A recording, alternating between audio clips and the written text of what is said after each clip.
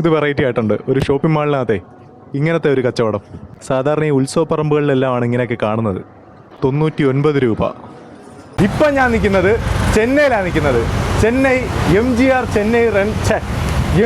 Chennai railway station അടുത്തായിട്ടാണ് നിൽക്കുന്നത്. അതിനടുത്തോടുള്ള ഒരു ഫുട്പാത്തിൽ കൂടെ നടന്ന് പോയിക്കൊണ്ടിരിക്കുകയാണ്.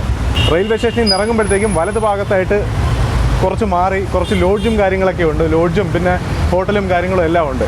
അപ്പോൾ ആ ഒരു ഭാഗത്തുള്ള ഫുട്പാത്തിൽ കൂടെ ഞാനിങ്ങനെ നടന്ന് പോയിക്കൊണ്ടിരിക്കുകയാണ്. ഇന്നത്തെ എൻ്റെ പരിപാടി എന്ന് വെച്ചാൽ നമ്മുടെ എല്ലാ വീഡിയോയിലും കാണുന്ന കണക്ക് പ്രത്യേകിച്ച് പരിപാടിയായിട്ടൊന്നും പ്ലാൻ ചെയ്തൊന്നും ഇറങ്ങിയിട്ടൊന്നുമില്ല.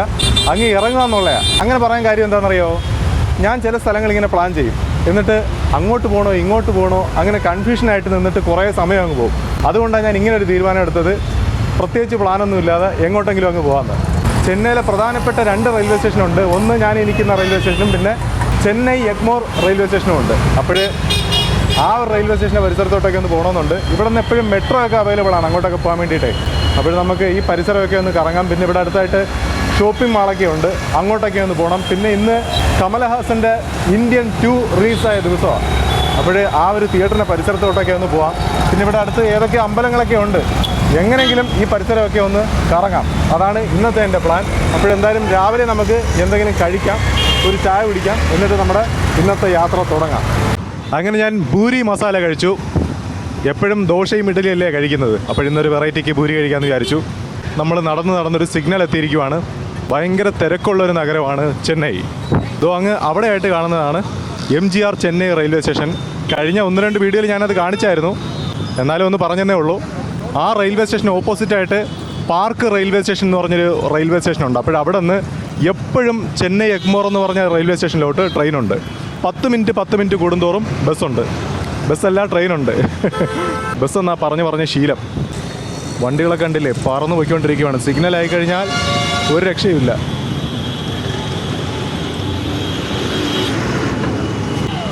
ആംബുലൻസ് ഇങ്ങനെ ചറപറ പോയിക്കൊണ്ടിരിക്കും. ഇവിടെ അടുത്തായിട്ട് ഹോസ്പിറ്റലുണ്ട്, രാജീവ് ഗാന്ധി ജനറൽ ഹോസ്പിറ്റൽ. അങ്ങോട്ട് പോകുന്ന വണ്ടിയാണ്.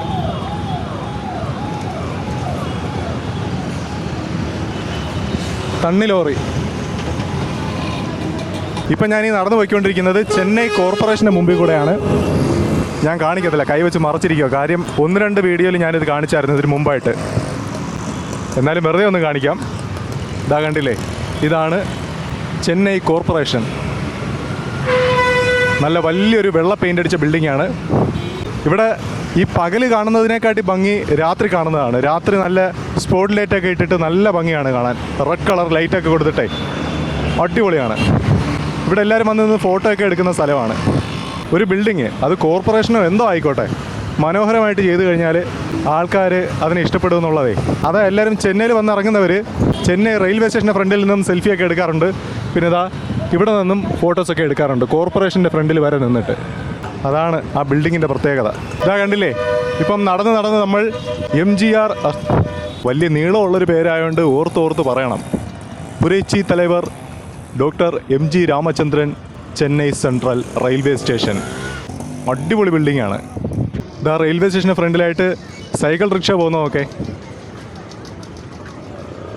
നമ്മൾ പഴയ സിനിമയിലൊക്കെ കണ്ടിട്ടുണ്ട്. ചെന്നൈ റെയിൽവേ സ്റ്റേഷൻ കാണിക്കുമ്പോഴത്തേക്കും സൈക്കിൾ റിക്ഷ വന്ന് വരുന്നത്. ഇതോ അങ്ങ് അവിടെ ആയിട്ട് പോകുന്നുണ്ട്. ഇതാ കണ്ടില്ല, ഇതാണ് ചെന്നൈ റെയിൽവേ സ്റ്റേഷൻ്റെ ഫ്രണ്ട് സൈഡ്. കഴിഞ്ഞ വീഡിയോയിലൊക്കെ കാണിച്ചതായിരുന്നു ഇത്, എന്നാലും ചെന്നൈ എഗ്മോർ റെയിൽവേ സ്റ്റേഷനിലോട്ട് പോകുന്നത് കൊണ്ട് ഒന്ന് കാണിക്കാമെന്ന് വിചാരിച്ചു. അങ്ങനെ നമ്മൾ റെയിൽവേ സ്റ്റേഷൻ്റെ ഫ്രണ്ടിലൂടെ ഇങ്ങനെ നടന്നു വരുമ്പോഴത്തേക്കും ഇതെവിടെയായിട്ട് സബ്വേ ഉണ്ട്. മെട്രോയിലോട്ട് പോകുന്ന സബ്വേ ഉണ്ട്, പാർക്ക് റെയിൽവേ സ്റ്റേഷനിലോട്ട് പോകുന്ന സബ്വേ ഉണ്ട്. MGR ചെന്നൈ പറഞ്ഞ് ഇപ്പോൾ നമ്മൾ നിൽക്കുന്ന വലിയ പേരുള്ള റെയിൽവേ സ്റ്റേഷനില്ലേ, MGR ചെന്നൈ റെയിൽവേ സ്റ്റേഷൻ. ആ ഒരു റെയിൽവേ സ്റ്റേഷൻ അടുത്തുള്ള ലോക്കൽ റെയിൽവേ സ്റ്റേഷനാണ് പാർക്ക് റെയിൽവേ സ്റ്റേഷൻ. ആ പാർക്ക് റെയിൽവേ സ്റ്റേഷനിലോട്ടാണ് ഞാൻ പോകുന്നത്. ലോക്കൽ ട്രെയിനുകൾ ഒരുപാട് വരുന്ന ഒരു റെയിൽവേ സ്റ്റേഷനാണത്. എന്തായാലും സബ്വേ ഉള്ളത് കൊള്ളാം. അതുകൊണ്ട് വെയിൽ കൊള്ളാതെ നമുക്ക് റോഡ് ക്രോസ് ചെയ്യാൻ പറ്റുന്നുണ്ട്. അങ്ങനത്തെ ഒരുപാട് ഉപകാരങ്ങളുണ്ട്. ഇതാ അങ്ങനെ നമ്മൾ സബ്വേയിലൂടെ റോഡ് ക്രോസ് ചെയ്തിട്ട് പാർക്ക് റെയിൽവേ സ്റ്റേഷനിലോട്ട് വന്നിരിക്കുവാണ്. ഇവിടെ നിന്ന് ഇനി നമുക്ക് ചെന്നൈ എഗ്മോറോട്ട് പോവാം. ഇതാ നമുക്ക് പോകാൻ വേണ്ടിയിട്ടുള്ള ലോക്കൽ ട്രെയിൻ വന്നിട്ടുണ്ട്. ഈ ട്രെയിൻ ഒരുപാട് ആൾക്കാർ ചൂസ് ചെയ്യുന്നുണ്ട്. അങ്ങനെ ഞാൻ 5 രൂപയ്ക്ക് ടിക്കറ്റ് എടുത്തിരിക്കുവാണ് എഗ്മോറോട്ട് പോകാൻ വേണ്ടിയിട്ടുള്ള. എനിക്ക് തൊട്ടപ്പുറത്തെ സ്റ്റേഷനിലോട്ടാണ് പോകേണ്ടത്. അതുകൊണ്ട് ഇരിക്കാൻ സീറ്റ് വേണമെന്ന് നിർബന്ധമൊന്നുമില്ല. ഒരുപാട് ആളുകൾക്ക് നിൽക്കാൻ വേണ്ടിയിട്ടുള്ളൊരു സംവിധാനമാണ് ചെയ്തിരിക്കുന്നത്. ഇരിക്കാനുള്ള സീറ്റിനെക്കാട്ടി കൂടുതലുമേ ഒരുപാട് ആൾക്കാർ നിന്നാണ് പോകുന്നത്. സാധാരണ ട്രെയിനെക്കാട്ടി കുറച്ചും കൂടെ വീതിയുള്ള ട്രെയിനാണിത്. പ്ലാറ്റ്ഫോമിലോട്ട് കുറച്ചൊന്ന് കവിഞ്ഞ് നിൽക്കും. അതാണ് ഈ ട്രെയിനിൻ്റെ പ്രത്യേകത.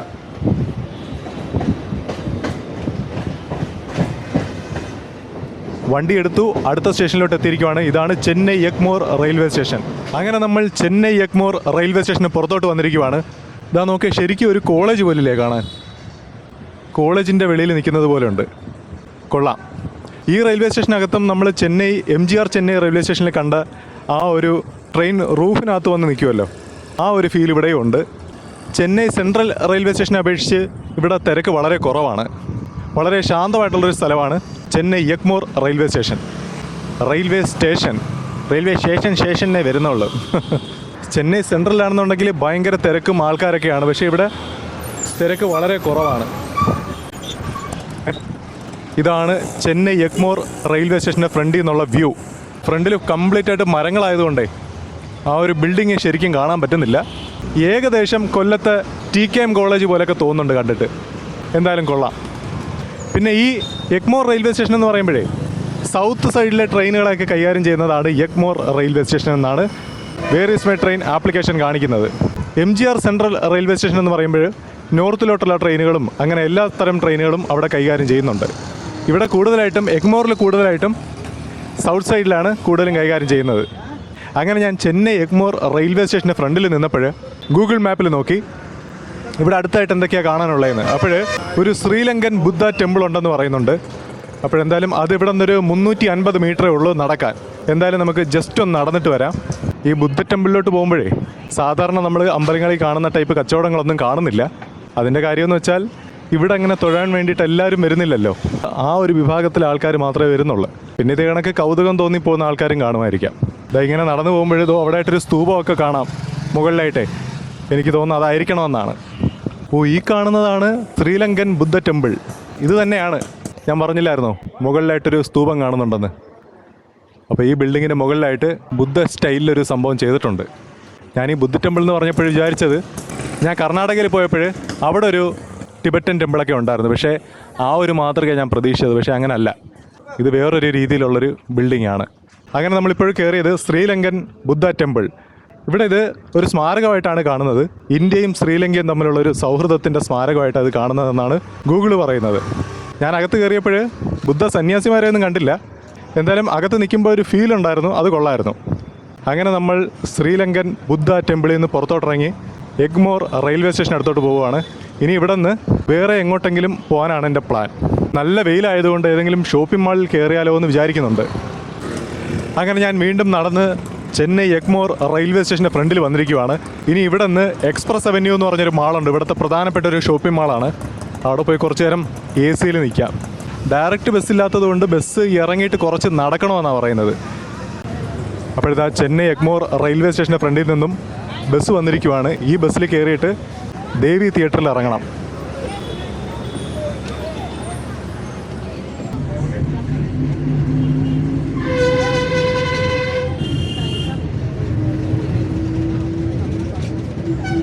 അങ്ങനെ ഞാൻ ബസ്സിൽ കയറിയിട്ട് LIC എന്ന് പറഞ്ഞ സ്ഥലത്ത് വന്ന് ഇറങ്ങിയിരിക്കുവാണ്.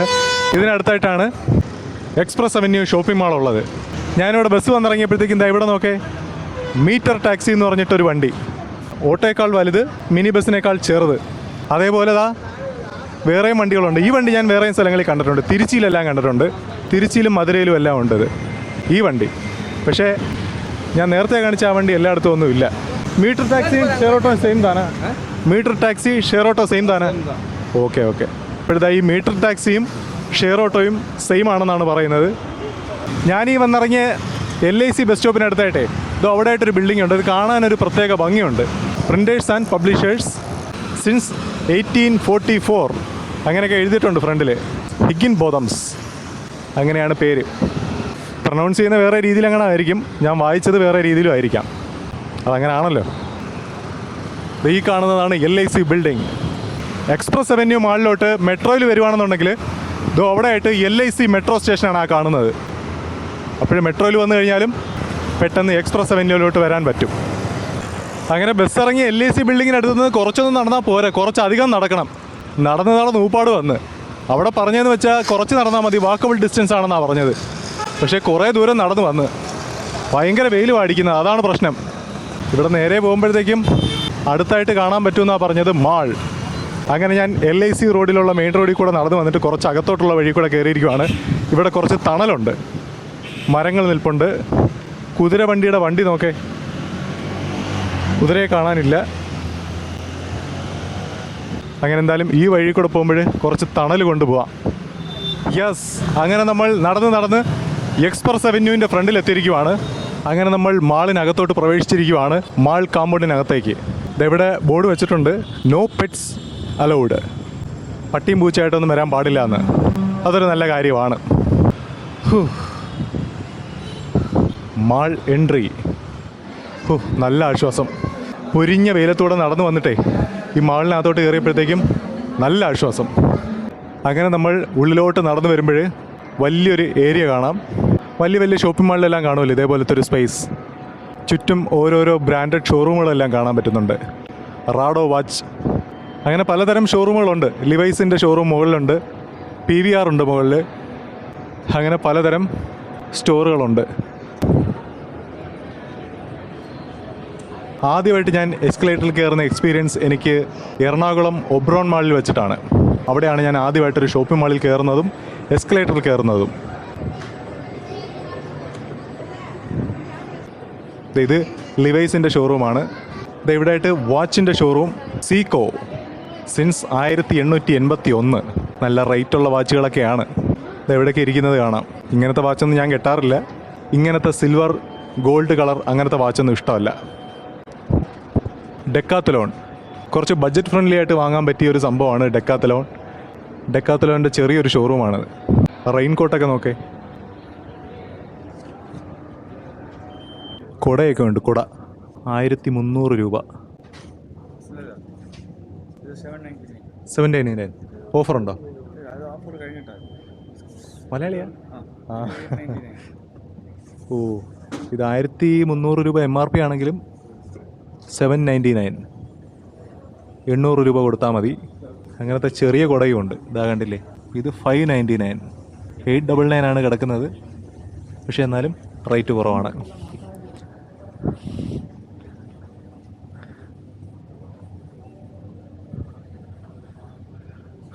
ഇതെവിടെയൊക്കെ ആയിട്ട് ട്രാക്ക് പാൻറ്റുകളെല്ലാം ഉണ്ട്. ട്രാക്ക് പാൻറ്റ് എനിക്കൊരെണ്ണം വാങ്ങണം. എത്ര റേറ്റ്? 799 MRP. പക്ഷേ MRP 1200 രൂപ. ഇതെവിടെയൊക്കെ ആയിട്ട് നോക്കേ, സ്പോർട്സ് ഐറ്റംസ് 1000 രൂപയാണ് വില. ഇതേ ബാറ്റൊക്കെ നോക്കേ, കൊള്ളാം അല്ലേ? 1400 രൂപയാണ് ഇതിൻ്റെ വില. ക്രിക്കറ്റ് ബാറ്റൊക്കെ ഇടുന്ന ആ ഒരു കിറ്റ് ബാഗൊന്നും ആയിരിക്കത്തില്ല എൻ്റെ പേര്. അതിന് 2300 രൂപ.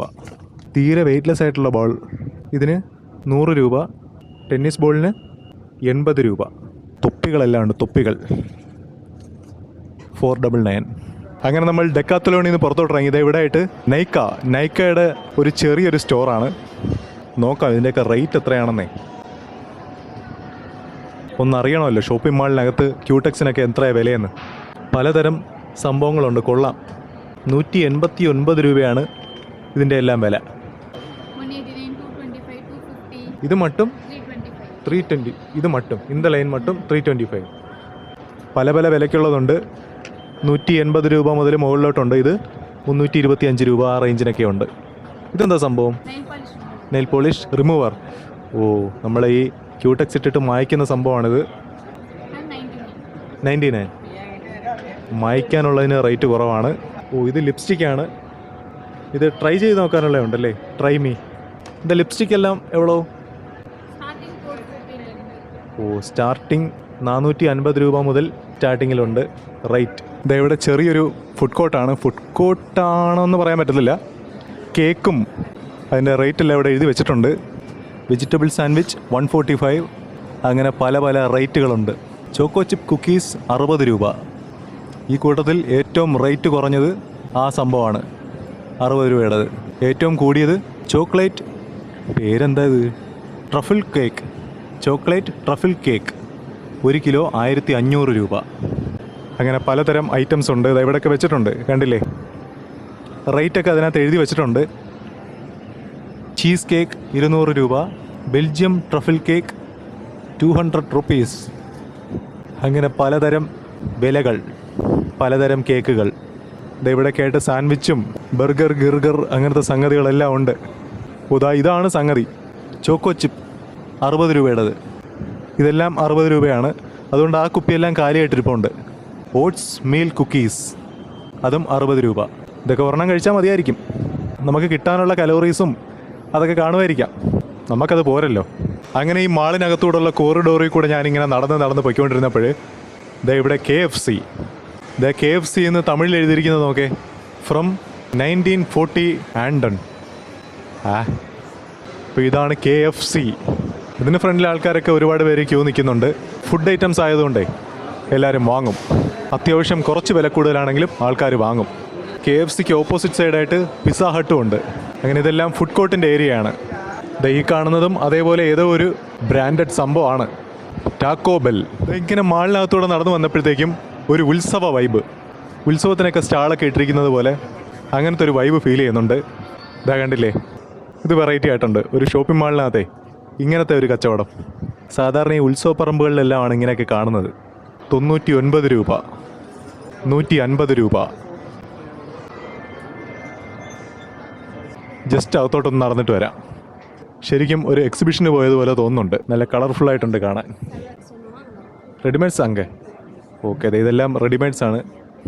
കസ്റ്റമർ ഒന്ന് വാങ്ങുന്നുണ്ട്. നമുക്ക് അതിൻ്റെ വില ജസ്റ്റ് നോക്കാം.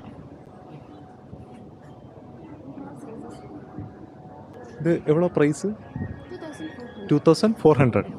ഇതെല്ലാം அந்த மாதிரி റേറ്റ് ഇതാണ്. 1350 സ്റ്റാർട്ടിങ്. 1350 ഏതാ? ഇതൊക്കെയാണ് 1350. Made in India. ഇതൊക്കെ എവ്വളോ വില? 1450. ഓക്കെ. അങ്ങനെ പല പല വിലയ്ക്കുള്ളതുണ്ട്. ഈ സൽവാർ മെറ്റീരിയലൊക്കെ ആണെങ്കിലോ റേറ്റ്? 1450, 1650 അങ്ങനെ പല റേറ്റിനുണ്ട്. Okay, thank you. ഇതെല്ലാം നമ്മൾ നേരത്തെ കണ്ടതുപോലത്തെ കടകളൊക്കെ തന്നെയാണ്. ചുരിദാർ മെറ്റീരിയൽസും അങ്ങനത്തെ കച്ചവടങ്ങളൊക്കെയാണ്. റെഡിമെയ്ഡാ അല്ലേ? റെഡിമെയ്ഡൊക്കെയാണ് ഇരിക്കുന്നത്. ഇത് ഒക്കെ എങ്ങനെയാണ് വില? എപ്പടി വില? Top and bottom 1000 rupees.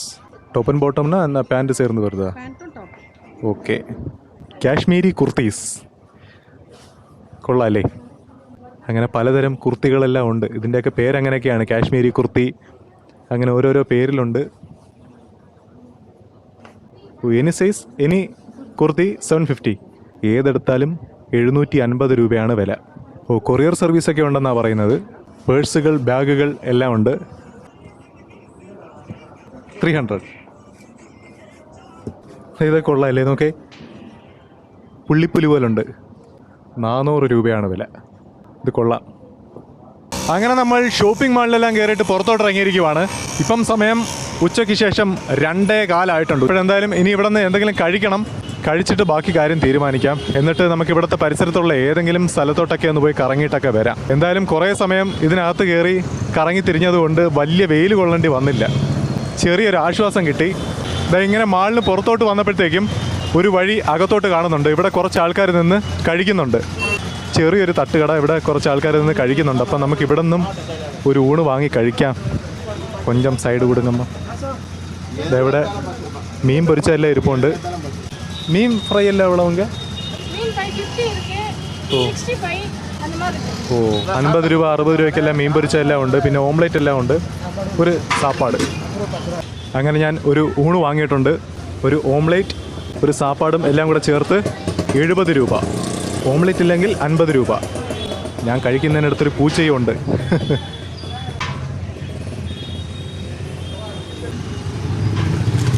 Sambar വേണോ മീൻ കുളമ്പ് വേണോ എന്ന് ചോദിച്ചു. ഞാൻ മീൻ കുളമ്പ് മതിയെന്ന് പറഞ്ഞു.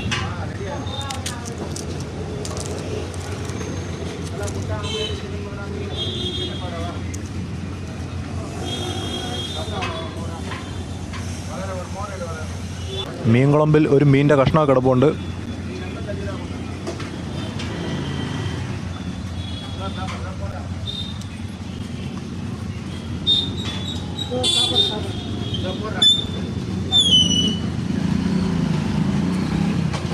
ഓംലെറ്റ് വേറൊരു കളറ്, വേറെന്തൊക്കെയോ ഇൻഗ്രീഡിയൻസ് ഉണ്ടെന്നാണ് തോന്നുന്നത്.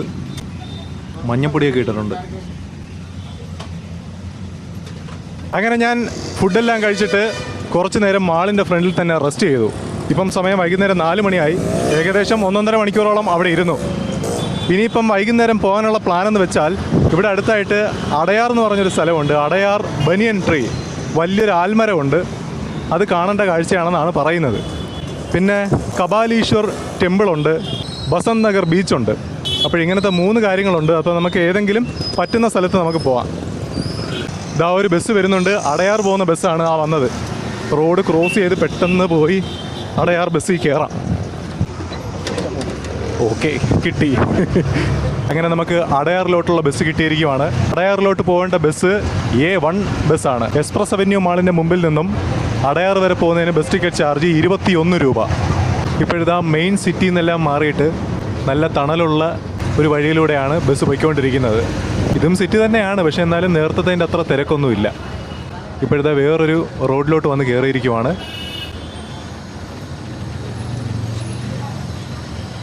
ഇത് അവിടെ ആയിട്ടൊരു ബോർഡ് കാണാം, മറീന ബീച്ച് അങ്ങോട്ടും മൈലാപ്പൂർ റൈറ്റ്. മൈലാപ്പൂർ എന്ന് പറയുന്ന സ്ഥലത്താണ് ഞാൻ പറഞ്ഞില്ലായിരുന്നോ കപാലീശ്വർ ക്ഷേത്രം ഉള്ളത്.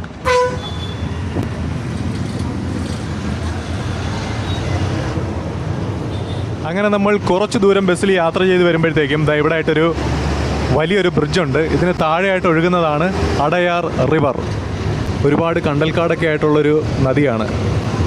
ആ പാലത്തിൻ്റെ മുകളിലൂടെ മതിൽ പോലെ കെട്ടിയിരിക്കുന്നത് കൊണ്ട് കാണാൻ പറ്റുന്നില്ല, നദി കാണാൻ പറ്റുന്നില്ല. എനിക്ക് തോന്നുന്നു ആ പാലത്തിന് അപ്പുറത്തായിട്ട് പോകുന്നത് അക്വഡക്റ്റ് ആണെന്നാണ് തോന്നുന്നത്. അല്ലെങ്കിൽ ഇങ്ങനെ മതിൽ പോലെ കെട്ടേണ്ട കാര്യമില്ലല്ലോ. അങ്ങനെ നമ്മൾ അടയാർ ആൽമരം കാണാൻ വേണ്ടിയിട്ടുള്ള ബസ് സ്റ്റോപ്പിൽ ബസ് ഇറങ്ങിയിരിക്കുവാണ്. ഈ ബസ്സിലാണ് ഞാൻ വന്നത്. Bus number A1.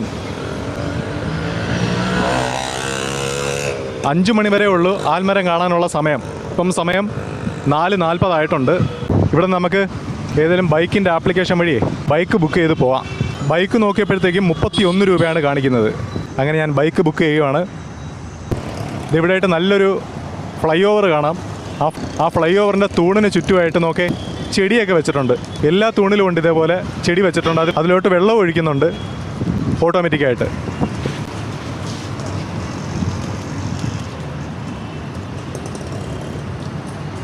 ആ ഒരു സംവിധാനം കൊള്ളാം. അങ്ങനെ നമ്മുടെ റാപ്പിഡോ വന്നിട്ടുണ്ട്.